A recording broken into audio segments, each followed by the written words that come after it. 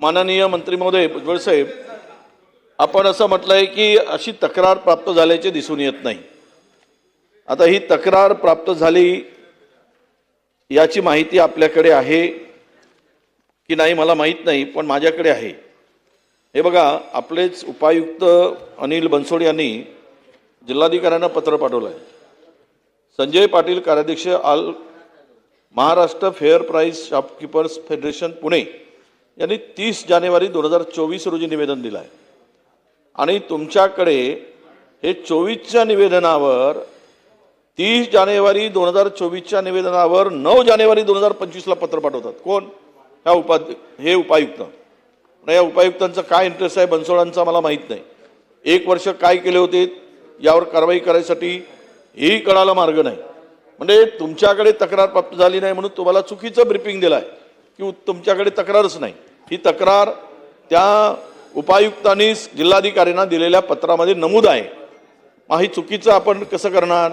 याची दुरुस्ती करणार का? वेळ फार कमी आहे। आता वेळ आहेच कमी, पण हे फार आता तुम्ही तिथे बसून आहात असे जर उत्तरे यायला लागलेत आणि असं चुकीचं ब्रीफिंग मंत्र्यांना व्हायला लागलं आणि मंत्री उत्तर द्यायला लागले, म्हणून माझा एवढाच प्रश्न आहे की त्या तक्रारीनुसार जी काही कारवाई व्हायला पाहिजे ती कारवाई 1 वर्षानंतर अध्यक्ष महोदय या स्पष्टपणे आपण म्हटलेलं आहे की माझा आता प्रश्न विचारायला जरा वेळेचं बंधन आहेच, पण माननीय मंत्री महोदयांनी संजय पाटील यांनी 30 जानेवारीचे निवेदन जे दिलं आहे त्यानुसार ज्या विभागाच्या अधिकाऱ्यांनी अशा प्रकारचं उत्तर तयार केलं त्याचं दिशाभूल केली ते जाऊ द्या, पण या गोदामातील सामान्य लोकांचे काही धान्य आहेत ते चोरून बाजारात विकलं गेलं आहे आणि यामध्ये साधारणतः 157 मेट्रिक टन हे धान्य खुल्या बाजारात विकला गेला आहे। त्यामुळे हे जे काही त्रुटी आहेत किंवा या आहेत याची चौकशी होणे आवश्यक आहे।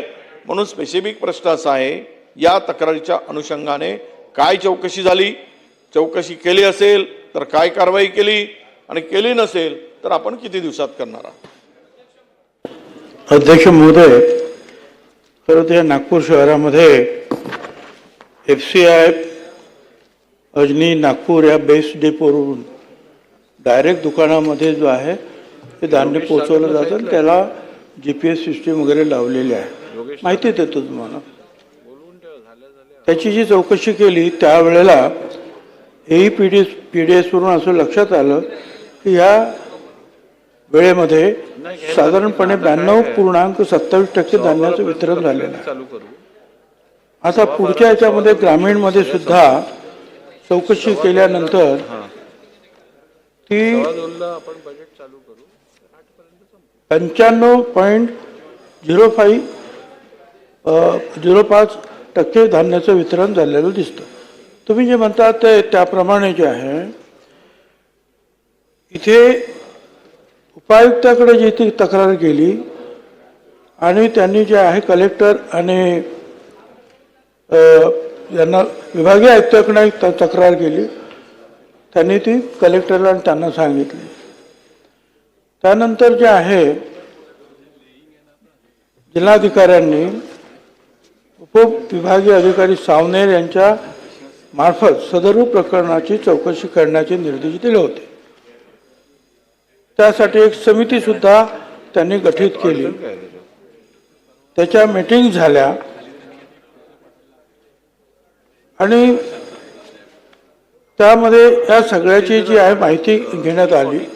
अध्यक्ष महोदय, त्या माहितीमध्ये मी पाहिजे तर विजयराव ही जी माहिती जी आहे तपास याची जी कागदपत्र जे आहेत माझ्याकडे ते सुद्धा मी आपल्याला द्यायला तयार आहे, पण त्याच्यामध्ये शेवटी जे आहे 3 पाणी 4 पाणी जो सगळा निकाल आहे त्यांचा, तर त्यांनी ते सांगितलेलं आहे की निवेदनामध्ये नमूद केल्यानुसार प्रश्न उत्तराचा तास संपलेला आहे। बसा, एक शेवटचं वाक्य बोला। तर त्यांनी म्हटलेलं आहे की काहीच फरक आढळून आलेला नाही, त्यामुळे ही तक्रार निरर्थक आहे अशा प्रकारचा रिपोर्ट त्या कमिटीने दिला। हा 5 पानी रिपोर्ट आहे, हा सुद्धा मी आपल्याकडे पाठवतो।